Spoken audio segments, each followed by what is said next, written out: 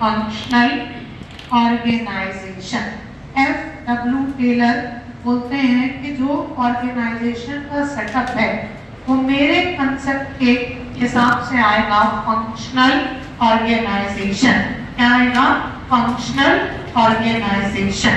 ठीक, अभी required estimate is made to justify benefit cost ratio. ठीक, उसका उसमें एक और लाइन लिख लो उसी पॉइंट नंबर क्या था? 566 में एक और ऐड करो। क्या लिखा? Estimate is made to justify benefit cost ratio. ठीक, डैश करके लिखो बेनिफिट कॉस्ट स्टडीज, उसी में लिख लो benefit cost studies are essential. Benefit cost studies are essential to evaluate. Benefit cost studies are essential to evaluate. Benefit cost studies are essential to evaluate the viability and worthwhileness of worthwhileness, WRTH worth, WHILENESS, worthwhileness of taking up the project.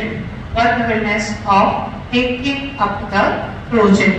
ठीक, तो ये point आपका benefit cost study की बात आती है। Viability project viable है कि इसको कर सकते हैं कि नहीं, इसका एनालिसिस करता है। ठीक, फटाफट मेरे को कॉपी दे दो। जो स्टार्टिंग में आपको बिलिंग सिस्टम, मीटर सिस्टम पढ़ाया उसको फटाफट रिवीजन दे। ठीक, साथ साथ बोलते जाना। आज स्टार्ट किया था कितना?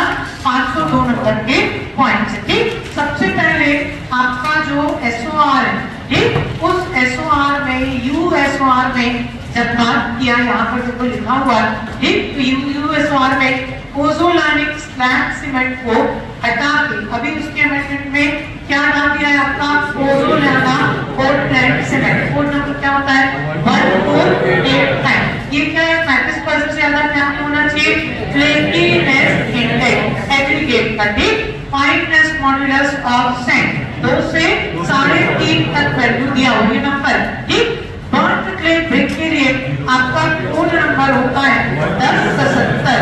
ठीक, 15 सेंटीमीटर का कुशन जब रॉकी बेड पे आप क्या करेंगे? कोई पाइपलाइन डालेंगे तो नीचे ये पाइपलाइन डालने से पहले नीचे 15 सेंटीमीटर मुरमिया से पाइपलाइन बिछ गया, उसके ऊपर 15 सेंटीमीटर मुरमिया सैंड का कुशन आपको देना।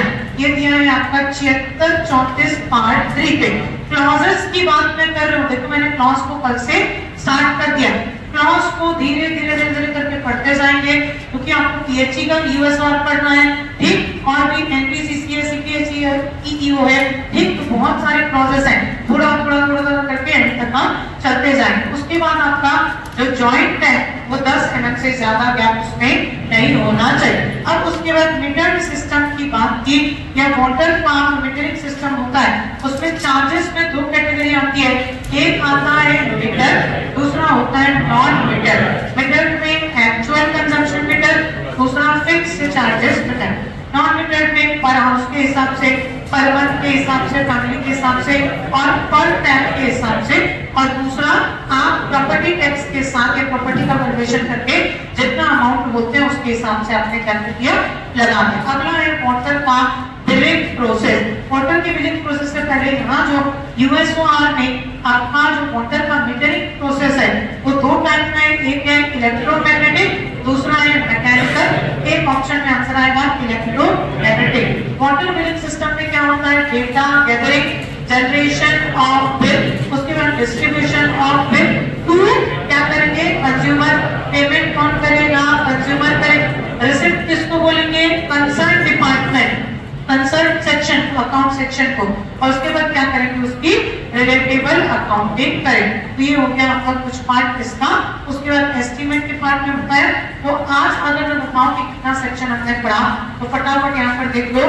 ठीक, आज आपको जो सेक्शन पढ़ाया, आज स्ट्रक्चर का एक मेजर सेक्शन मैंने पढ़ाया।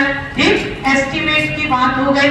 अभी 5 स्क्वायर डिवाइडेड बाय 162 ऐसे टाइप का ये STRCC दोनों से रिलेटेड है। CPM पॉइंट का एक पॉइंट लिखवाया। ठीक, तो इतना पॉइंट हमारा कवर हो गया। आ रहा है समझ में? ठीक, चलिए हम नेक्स्ट क्लास में इसका सेक्शन को देखेंगे। अच्छा, साथ में जो आपका